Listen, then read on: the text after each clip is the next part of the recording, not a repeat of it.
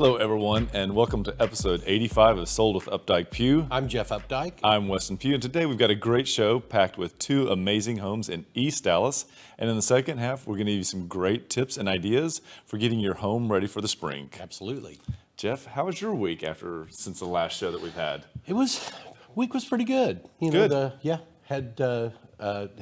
Saw lots of friends this weekend, socially distanced, out in public or out in the backyard, and Nice. Yeah, really, had really friends that we have a friends group that we get together almost every weekend and do something together.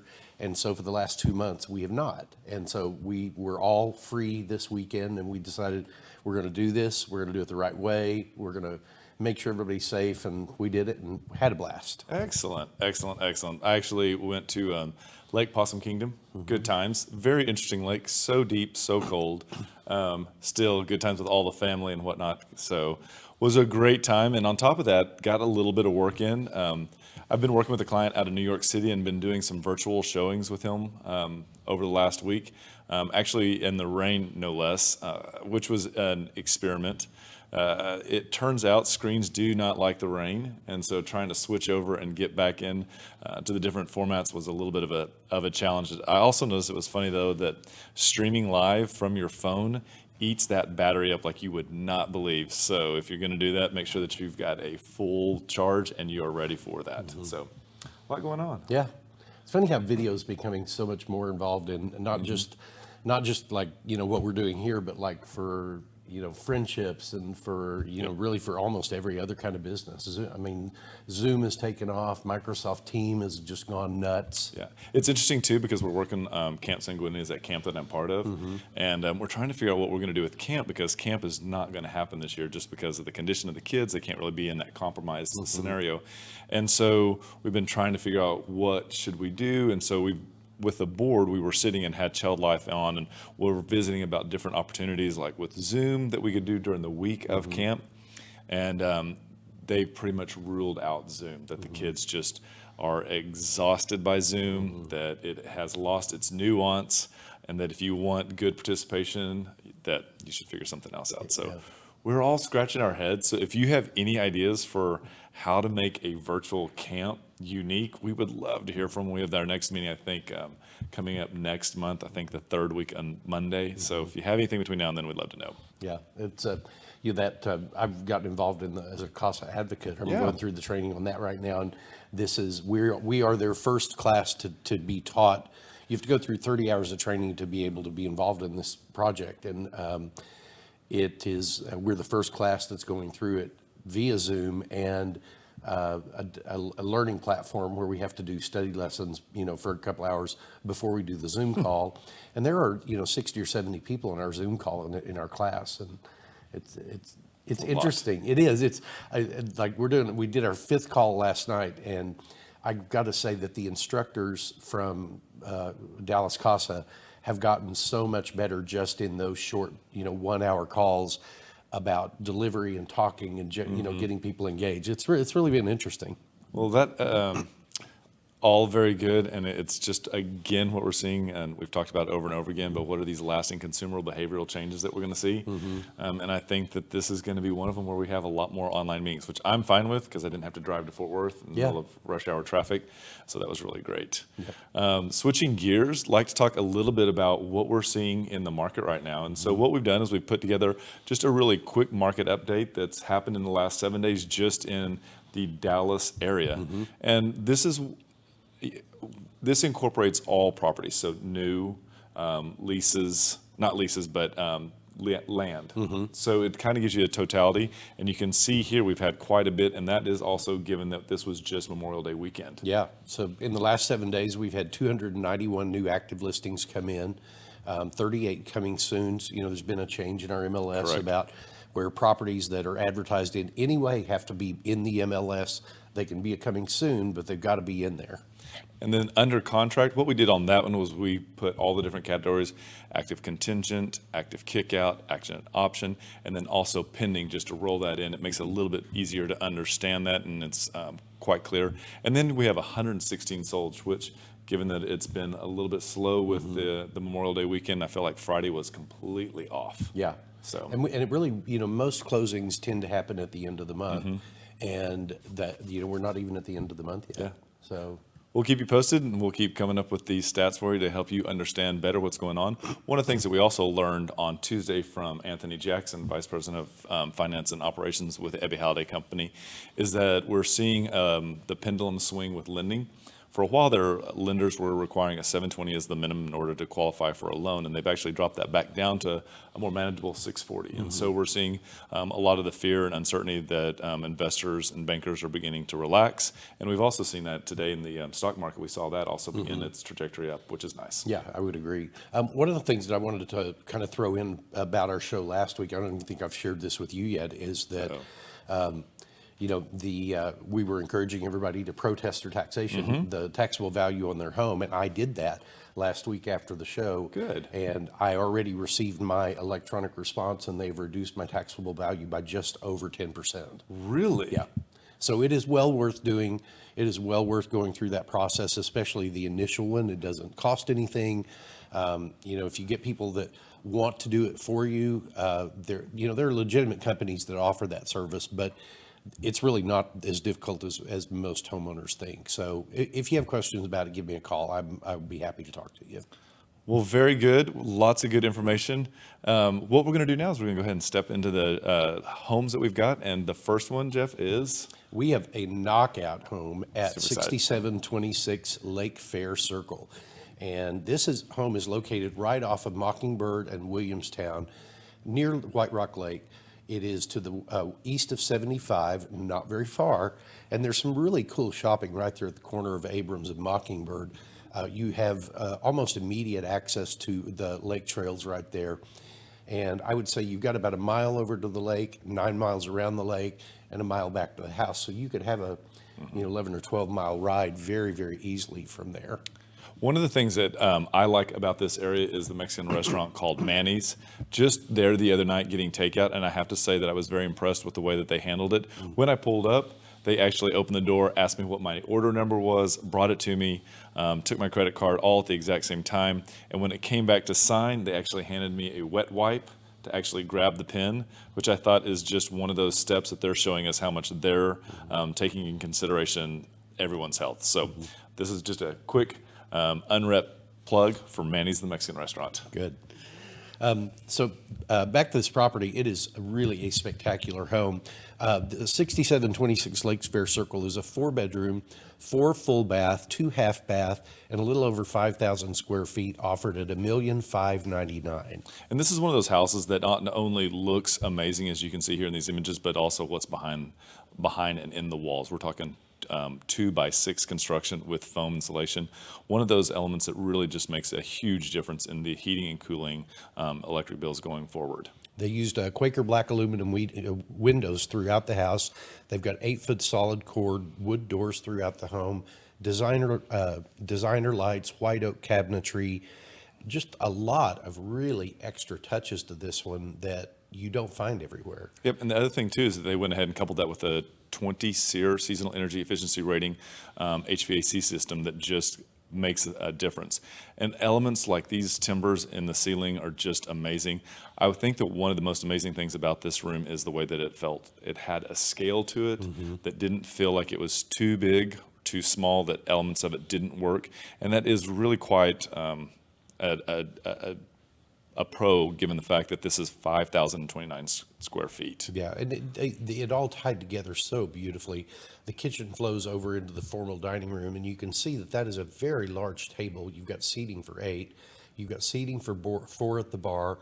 You have a bar directly back behind, you can see to the in the left of that picture, with a refrigerator, wet bar, just kind of out of the way. So if you're entertaining, you've got that great place to put the bartender. And one of the things that just drew me to these pictures almost immediately when I saw it in MLS was the fact that I couldn't figure out why this place felt so homey. And it's one of the things that you really have to dive in and realize they have not turned on a single light in this house in order to take these images. And because of that, they're really highlighting, right here we can see almost 3 entire walls of glass that allow the natural light in. And because of this has created a very natural feel in each one of these images that is actually as good in real person as it is in these images. It just never stopped impressing. Yeah. Up here, this was what they've made use of the landing. This is dividing 2 different bedrooms and is a view over the front porch. The next image we have is one of the guest baths upstairs, and one of the cool things about this home is all four bedrooms have ensuite baths in them, and they have done these bathrooms in such an immaculate way. The finishes that they've chosen are all very different. They didn't like carry the whole thing, everything through room to room to room like many times we see, but they've given each room its own life. Yep, and this is a master, and they've done a really good job of creating 2 different easy walls. They would, given the fact of the location of the TV, probably design the bedroom to go in between the walls on the right-hand side. And this was a great example of what a concept finish out looks like. The actual shower bench is made out of the same material of stone, and it just, again, we're speaking of a harmonious look. Nothing in here is out of place or out of scale. Not at all. The outdoor space, one of the things that, Weston, you'll love this they were using the Shoshigabai wood application out here. Custom metal and a glass garage door, does have a sprinkler system, a beautiful treed lot. This is the emerald zoya grass that you picked it. When we pulled it up, you're like, oh, that's the zoya grass. So 6726 Lakefair Circle, 4-bedroom, 4 full bath, 2 half bath, 2-car garage, brand new construction, little over 5,000 square feet, priced at $1,599,000, and that brings it in about $317.96 a square foot. And we also want to say thank you so much to Skylar Champion for allowing us to feature this home. It is a showstopper and definitely one you should go check out in real time. It really is. Give us a call if you'd like to see it. Absolutely. So now what we're going to do is we're going to take a jog. Going to head a little further east, going to head towards the lake, and we're going to head over to 7243 Tokalon Drive. So this is one of those areas of East Dallas that just is one of the stunners. It is one of the treasured streets of East Dallas.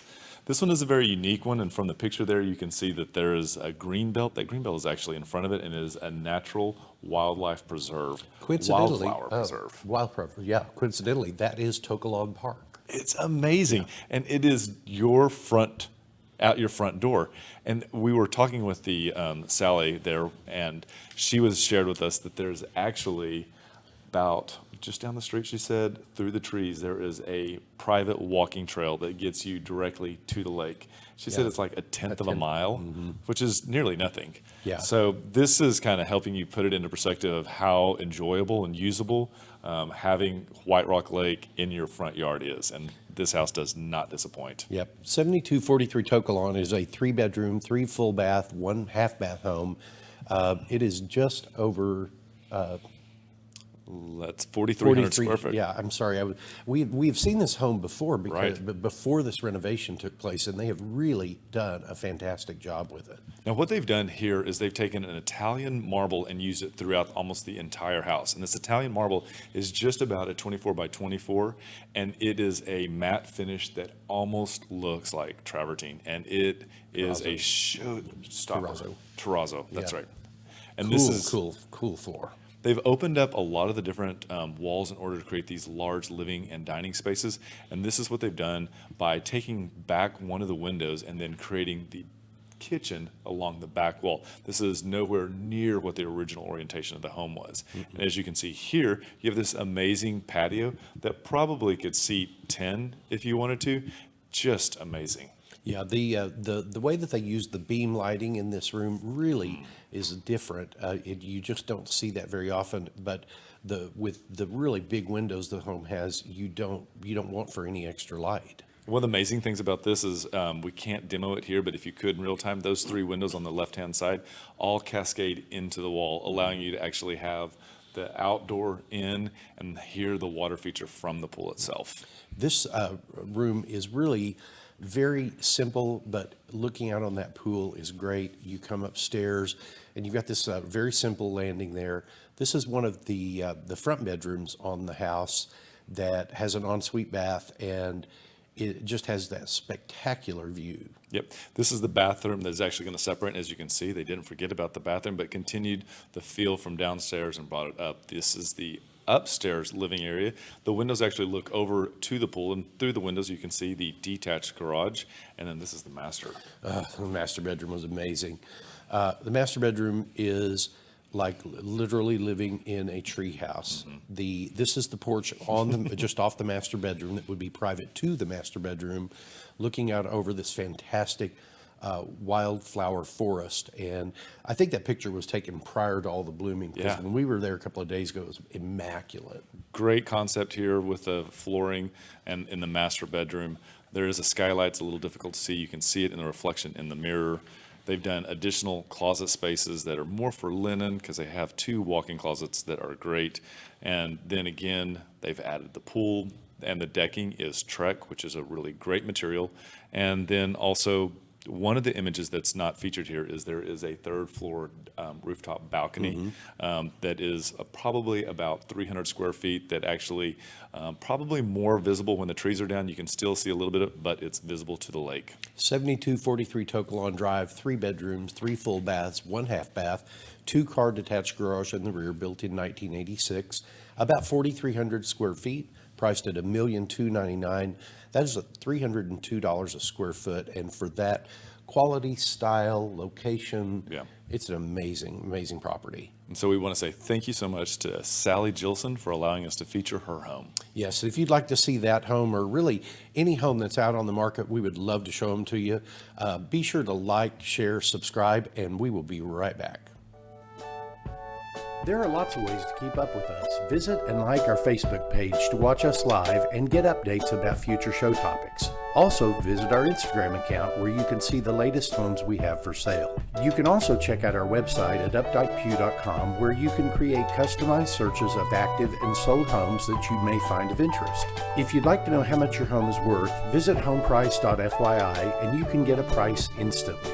Just enter your address and a couple of other pieces of information, and we will email you a price. If you are on the go and podcasts are better for you, our second segments are available on iTunes and Spotify. Last of all, you can reach out to us by phone or text at 214-377-2223. Well, welcome back to our second segment today of things to do while you are at home. And so today we are going to talk about spring maintenance tips. Yep. Good old maintenance. Yeah. Oh my gosh. Home maintenance. It is one of my least favorite things to do, but it is one of the things that separates really good homeowners from not so good homeowners. And I think it's very, very pertinent or apparent when we go to sell homes, or when we help clients buy homes, who is good at maintenance and who isn't. And it just makes a difference on your inspection report. It makes a difference on the actual transaction itself. When it comes to inspection. So we want to just go over some of these simple little elements that you should be doing, and that'll also make living in your home that much more comfortable. And the first one, this is near and dear to my heart. I am an HVAC fan. So time to call out that HVAC system. But before you do that, change out the air filters. What we want the HVAC company to do is to kind of actually come out and tell you what's wrong with airflow or the condensation, not so much focusing on having those replaced. The other thing to know about that is if they replace them for you, which they will definitely suggest and be able to, is that they're going to charge you more than what Home Depot or Lowe's will. So it's a quick and easy fix, and that way you're going to be able to enjoy it. The other thing too to note is that doing it now is probably going to be cheaper, and they'll be able to do it quicker than come July or August, when everybody else's HVAC system is dropping out and they're there on emergency calls. Yes, and you know, you can buy those HVAC filters by the box. I buy a couple of dozen at a time, because I've got 3 different units. Each of the units has a different filter size. And so I buy a box of each one every time. And so I go to the Home Depot for filters every 6 months. I've always got something there. One of the last tips about HVAC filters, not that it always, but if you write the month and the year on it, you will know if you're changing it every 30 days, because it's really quick and simple. It really is. Jeff, what you got? The second one today is either get up on your roof or get up on a ladder and clean out your gutters. Gutters with leaves that have fallen off in the fall are probably still up there. The gutters tend to hold on to dirt and pine needles and all kinds of things. And this is the time of year when we start getting all of the spring rains, and those spring rains are really going to try to do a number on your gutters. And if you're clogged up, that can create additional problems with the water backup like into the roof or into the house. And so there are some really easy products that you can buy at Home Depot. I usually get up on a ladder and do it myself. It takes me less than an hour to do my whole house. But there's a wand that you can buy at Home Depot that has a little adjustable head on it. You put it on the end of your water hose, and then you walk along with that wand pointed down into the gutter and just spray as you walk along. I would recommend you wear your raincoat because it can get nasty, but it's one of those things that you just, I mean, the payback on it's phenomenal. So. Absolutely. One of the next things that I want to talk about is the foundation. And this is a great time for you to check for movement in the foundation. And what we're trying to do here is determine if it's something that can be fixed through correcting drainage around the house, if it's a lack of watering of the foundation, or if your pier and beam, it's something that you'd want to have shimmed up. This is also a great time to do a visual around the foundation and make sure that the actual soil is below the foundation line. Soil should not actually come up and go above your weep holes or be touching the brick. A couple of things is it doesn't allow the house to actually breathe and condensation to come down, but it's also a really interesting conduit for bugs. So it's a quick way for them to get up. This is something that you can have easily done. We've got a lot of really reputable foundation companies. If this is something that you think you want to have done, DM us and we'll be happy to share that information with you. And part of that same process is making sure that the drainage works well around your house. So we've got the water coming down off of the roofs, we've got it going into the gutters, we've got it coming down through the downspouts the right way. And one of the big things is you want to make sure that that water gets at least 5 feet away from your foundation. Over time, what tends to happen is, especially when you've got dirt areas around the foundation, you tend to create ponds there, and those ponds can get in under the foundation beam, and they can cause long-term problems that you just don't really need to have. Yep, and kind of talking about ponding, check the sprinklers. Now's the time to make sure that the sprinklers are actually spraying where they should be and that the heads are working and there's no leaks that are causing you to have a higher utility bill. These can cause ponding, which can then go back into the whole discussion right there where we're talking about foundations. So it's really interesting. You also want to make sure that the flowers that you're planting and the trees that you're trying to have grow and give you the shade are actually getting the water that they are intended to and that everything is working well. I also wanted to bring up the looking for sinkholes in your yard. That can be an indication of problems with your sprinkler system. I have one in my yard that I have to tend to every year because I had a 50-year-old ash tree that finally died and had to come down. And as part of the natural decay of the root just begins to disintegrate into the earth. And so every year I usually buy a couple of bags of topsoil, bring it in, throw it down. The grass kind of grows over the top of it. And now I'm about 4 years now into it. I think I'm getting closer to getting that to stop sinking so much. But had I not started doing that, I'd have this little divot in the middle of my yard. That's been happening for 4 years? Yeah. Every year I got to go out and put a couple of big bags of potting soil. Or of, How big was that tree? It was 50 years old. It was huge. Did not know that. Things you learn on the show. All right. Okay, light bulbs. Replace them. It's funny. 2020, folks. There are all sorts of colors. Yeah. There are all sorts of shapes. There are all sorts of filaments, and they're all LED now. It is time to reach up there and unscrew them. Go to 1001lightbulbs.com, go to Lowe's, compare, go to buildit.com, whatever it is, replace them. Get the ones that you like the light and the brightness, and make that house a little more energy efficient. Yeah, and one of the really cool things about the LED lights is the ability to control the temperature of the light. Like there's the 4,000 kilowatt. Go with it. Okay, 4,000K. 4,000K temperature that is the bright white. There's the 3,000K, which is the soft white daylight. I'm sorry, 4,000 daylight, 3,000 is bright white. 2,700 is soft white, and it continues to go. And you can get down into some of the yellow colors after that. Whatever color you like, those are available, and they are so inexpensive now. You can probably replace every incandescent bulb in your house with LED and save that much money in electricity your first year. Absolutely. Next is talking about automating your nighttime lighting around your house. You know, my house is not super automated. I do have an Alexa, and I've got a couple of different bulbs here and there. But one of the things that I have done for me, and I've done for several of my friends, is replaced the switches for their outdoor lighting that they want to come on at night and go off during the day, and then set those with an automatic timer so that all happens automatically every day and every night. They never have to worry about them again. And it makes such a difference because you're not wasting all that energy leaving those lights on during the day, but you've got the security at night, and you've got the house the way it looks at night. And it's funny because he said he's done that for friends. He actually did it for me. So I bought the one that actually syncs up to Wi-Fi, and then that Wi-Fi then follows the year on the calendar. And so 6 o'clock during winter is not 6 o'clock during the summer. Mm-hmm. But it does turn the lights on now because it's synced up to the Wi-Fi and knows what time it is, knows and what time dusk day is it and what is. yep. They work amazingly. So all year. That Wi-Fi is everything. I'm always like, oh, crud, did I mess that up? One of the last things that I just want to point out is termites. So termites are swarming this year. Mm-hmm. They will be flying. They will be coming out of your firewood on the side, a dead tree that may be still in the yard, or actually just out of the ground. This is one of those things to watch for, and if they do become a nuisance, you want to have that discussed with a professional to make sure that they don't turn and look towards your house as their meal for the summer. If this is something that you notice, let us know. Again, we've got a great insect guy, and he will be happy to get over there and take care of those for you. Yeah, basically, if it has anything to do with your home at all, we can handle please it. feel free to call us. We have people that call sheepishly sometimes.